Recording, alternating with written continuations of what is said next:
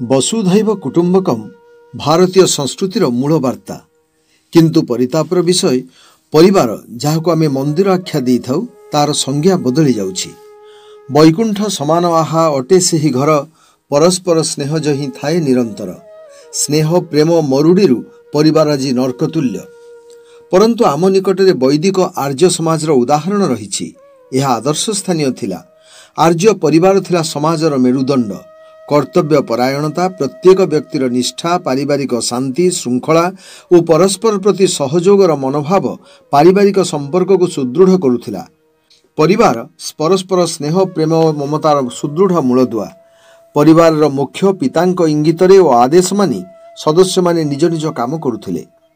प्रत्येक सदस्य दया, क्षमा, दानशीलता, उदारता गुण को आपणैबा पई सततः चेष्टित थिले। भगवान को उपरे विश्वास स्थापन करी परिवार सदस्य माने धर्म, सत्य, निष्ठा, कर्तव्य, सेवा प्रभृति गुण द्वारा परिवार तथा समाज को गर्वित करने पई जीवन उत्सर्ग करुथिले। समयक्रमे एकान्नवर्ती परिवार सदस्य माने परस्पर प्रति अविश्वास, असूया, हिंसा आदि घातक गुण को ग्रहण करिबारु ताहा आज अणु परिवार रे परिणत होईछि।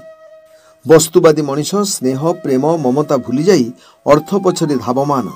एही अणु परिवार कहिले बापा माँ एवं तांको पिलापिली। क्षुद्र परिवार को आम पिलाए फैमिली कहउछन्ते। Father and mother I love you. Social media रे एही परि कथा घुरी बुलुछि। एही परिवार रे बड़ बापा, बड़ माँ, दादा, खुड़ी, पिउसी, जेजे, जेजेमांक स्थान नहीं। पाश्चात्य सभ्यतार एही फैमिली शब्द आम परिवार परि मंदिर को कलुषित कर देछि। पिला माने तीन पीढ़ीक जो मानक पई आमे दुनिया को आसीचे सेमानक ना कहि परिबे नाही। जदिओ शिक्षा आमको बंचिबा पई अलगा रहिबार बाट देखाउछि, तथापि भाई भाई मध्यरे संपर्क तिष्ठि रहिबा सहित कोनोसी भाईर असुविधा समय रे अन्य माने अकुंठ चित्तरे साहाय्य करिबा ही परिवारर संस्कृति। बापा मां को सेवा करिबा परम कर्तव्य। जो पुत्र बापा मां सेवार सुजोग हाथछड़ा करे सीए अन्य क्षेत्र में जेते सफल हेउ मध्य जीवन अधूरा रहि जाए। वृद्धावस्था सेमानंक सेवा करिबार सुजोग पाउथिबा पुत्र और बहु भाग्यवान और भाग्यवती। जो माने परिवार मेली खुंट सेमान जदि हुगुली पड़िबे तेबे परिवार दोहली पड़िबो एवं परिवार सदस्य माने टणाउटरा आरंभ करिवे। बेंगेला पड़िला बेले मेली खुंटरे बंधा होइथिबा डाउनी रे 5-6टी बलद पघारे बंधा होई वृत्ताकार क्षेत्र रे बुलुथांती। मेली मूलरे वयस्क बलद अल्प वृत्ताकार क्षेत्र बुलुथिबा बेले धीरे धीरे ता वृद्धि पाई शेषरे थिबा दामुड़ी अधिक पथ अतिक्रम करिथाए। अर्थात परिवार रे समस्ते एक प्रकार होई परिबेनी। किए अधिक रोजगार करे तो किए गाँर जमी चाष करे। एही तारतम्य को नहीं मनांतर हेले मेली खुंट हुगुली पड़िबो। परिवार मुखियांक कथा केही मानिबाकू प्रस्तुत हुअंती नहीं। विपद आपद समय वयस्कंक उपदेश मानिले संकट टली जाए। बाधाविघ्न सहजरे अतिक्रम करी हुए।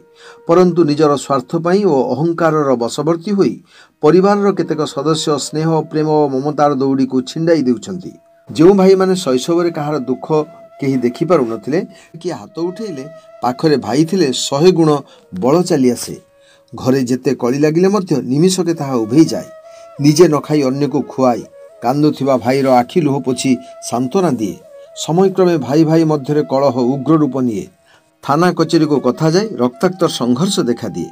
भारतीय संस्कृति रे परिवार समाजर मेरुदंड। संस्कारयुक्त परिवार हेले देशरे अपराध कमे।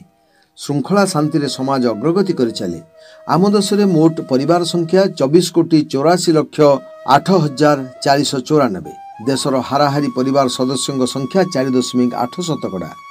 उत्तर प्रदेश में सर्वाधिक 6.1%। 1 कोटी परिवार रे सदस्य संख्या मात्र 1। एथिरु अनुमेय जड़े सदस्य थिबा परिवार किभली मानसिक चापरी जीवन बिताउथिबे। उत्तर प्रदेश में 11.8 लाख परिवार सदस्यों संख्या 1। देश में 15 रु अधिक सदस्य थिबा परिवार संख्या 17.24 लाख। एही भली कोटी कोटी परिवार को नहीं आम देश गर्वित। नेड़ीगुड़ कहूनी को बोहीगले आउ फेरी पारे ना।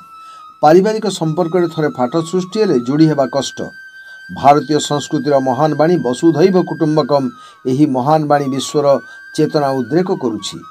आमे निजर सुख शांति पाई परिवार रु अलगा होई पाश्चात्य शैली रे बढ़िथिबा फैमिली रे एते अशांति काहेकि? काहारी सहित काहारी संपर्क नहीं। कोटी कोटी टंकार संपत्ति थाई विषादग्रस्त आमे काहेकि?